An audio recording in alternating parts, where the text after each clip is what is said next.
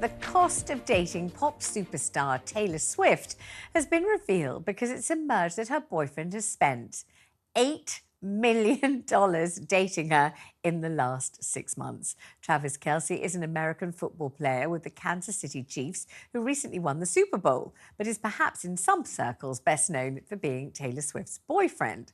Reports in the US say that he has spent more than £6.3 million on presents, travel and a new home since they started dating in September. This is despite the fact that the 34-year-old singer is worth an estimated $1.1 billion. Joining us is personal finance expert Jasmine Birtles. Jasmine, good to see you. I mean, you're much too sensible, aren't you, to break the bank and break into the coffers and raid them for love? I know, wouldn't you just make a new beloved a lovely omelette and sit round on the sofa having it in front of the telly? Total cost about £1.50. Absolutely. I make a mean omelette, and I totally agree that it is the thought that counts. And somehow with this romance, it does sound a bit desperate. £8 million, even though, as you say, the object of his affection is worth 1.1 billion. So you do ask yourself, what can I give to somebody like this with all of that money that will make a difference? I suspect. Well, I don't know Taylor Swift, but I suspect that she would really be more impressed by something that he'd made, some special gesture, rather than just piling a load of cash in it. You watched too much Blue Peter as a child. You think he needs to get busy with sticky back plastic and the inside of a loo roll and some lollipop sticks and make her something. You know she wouldn't like that at all. It's romantic to think so, but absolutely nonsensical. But we do know, don't we, that she spent quite a lot of time kicking around with a fellow called, I think it was Joe Alwyn, a kind of one of the numerous, actors often waiting for jobs in this country. And it was thought that she quite liked the very ordinary waiting at the chippy for a delicious pile of chips to take home sort of lifestyle, wasn't it? Well, yes, because to people like Taylor Swift, doing something like that is actually quite exotic.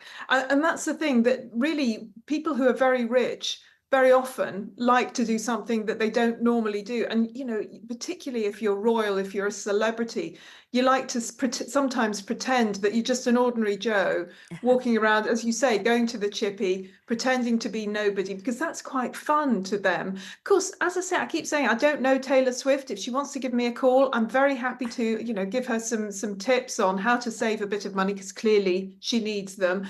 And certainly, how to keep her man, because clearly she needs tips on that.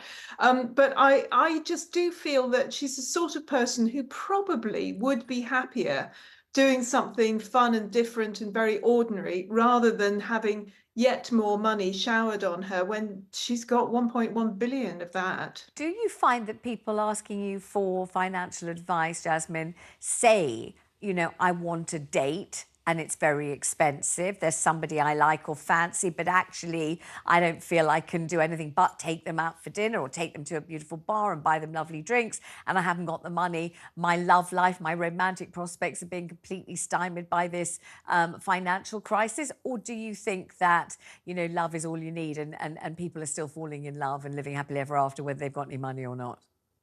Well, I think it's a mix, to be honest. I mean, I am hearing sometimes, though not so much recently, oddly enough, from young men who want to know, for example, is it okay to use a voucher code when you go to a restaurant? Actually, there aren't so many of those around. That's probably why they're not asking me so much. So certainly men are looking for cheaper ways to do it. But honestly, I think quite a lot are getting them themselves into a bit of debt in order to get the woman of their dreams. And the sad thing is that woman of their dreams doesn't always turn out to be of their really good dreams. So I think it's more that people are overspending in order to get the love, rather than not going out at all. If they ask your advice and they say, well, I might have to go into debt because I've just fallen in love and it's going to be expensive because I've got to woo the object of my dreams, what is your advice? I bet you say don't do it, don't you? I do say don't do it, knowing that they will. It's just human nature, isn't it? But it's like when people say, oh, we're saving up for our wedding, it's going to cost £35,000, or I mean, even 20,000, whatever. And I go, no, please don't. Oh, please don't. You know, because that's money you could put as a down payment on a house. It's really, really, really not worth it. There is a kind of there's a sort of tradition, a superstition almost, that if you spend a lot of money on your wedding, the marriage will work. And time and again, that is shown not to be true. And starting off marriage in debt is really not a good place to be. So that's very much something that I do say to people if they are wanting to have a fabulous wedding, let's try and do it on a budget, because there are lots of ways to do that so that you have a good start to your marriage. Jasmine, thank you. Joining us on the line, Sam Rubin, the entertainment reporter in LA. So good to have you on the show, Sam. Nice to hear from you.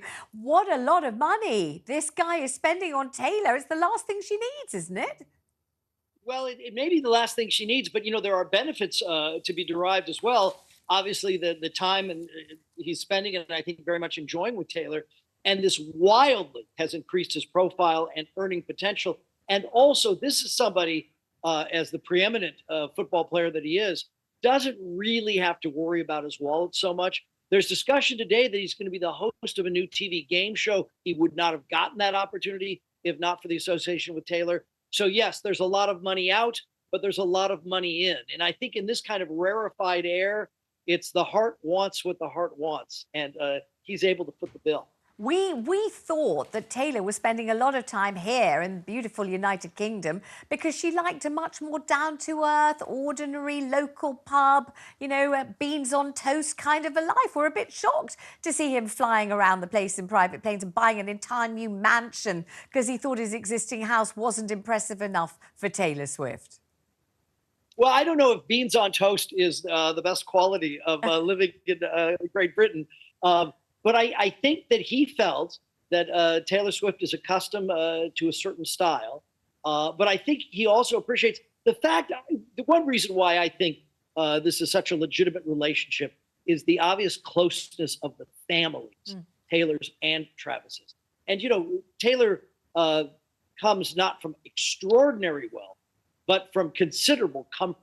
So she was, it was never a struggling artist kind of working her way up.